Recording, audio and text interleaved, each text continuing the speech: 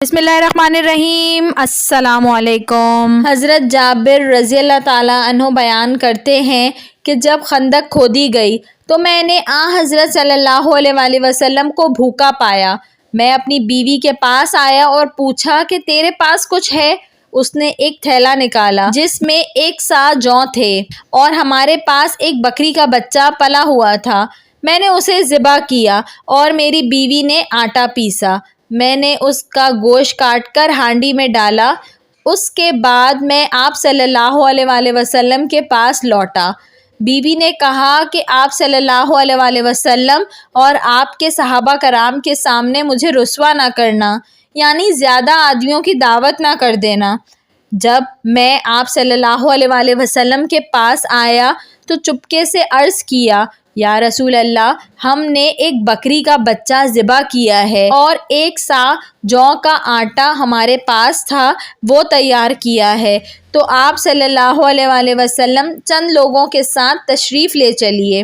یہ سن کر آپ صلی اللہ علیہ وآلہ وسلم نے پکارا اور فرمایا، اے خندق والو، جابر نے تمہاری دعوت کی ہے، لہٰذا چلو۔ اور حضرت صلی اللہ علیہ وآلہ وسلم نے فرمایا، میرے آنے تک ہانڈی نہ اتارنا اور نہ گوندے ہوئے آٹے کی روٹی پکانا۔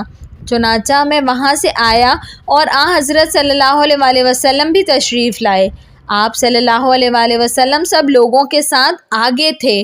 میں اپنی بیوی کے پاس آیا، وہ بولی، تمہاری ہی فضیحت و رسوائی ہوگی۔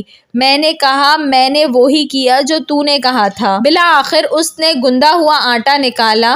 آپ صلی اللہ علیہ وآلہ وسلم نے اس میں لعاب دہن ملا دیا اور برکت کی دعا کی، پھر ہانڈی میں لعاب دہن ملایا۔ اس کے بعد فرمایا، ایک روٹی پکانے والے کو اور بلا لو جو میرے ساتھ روٹی پکائے، اور ہانڈی سے سالن نکالو، مگر اس کو اوپر سے نہ اتارنا۔ حضرت جابر رضی اللہ تعالیٰ عنہ بیان کرتے ہیں کہ اس وقت حاضرین 1000 تھے، اور میں خدا کی قسم کھا کر بیان کرتا ہوں کہ سب نے کھایا، یہاں تک کہ چھوڑ دیا اور لوٹ گئے، اور ہماری ہانڈی کا وہی حال تھا کہ ابل رہی تھی اور آٹا بھی اسی طرح تھا، اس کی روٹیاں پک رہی تھیں۔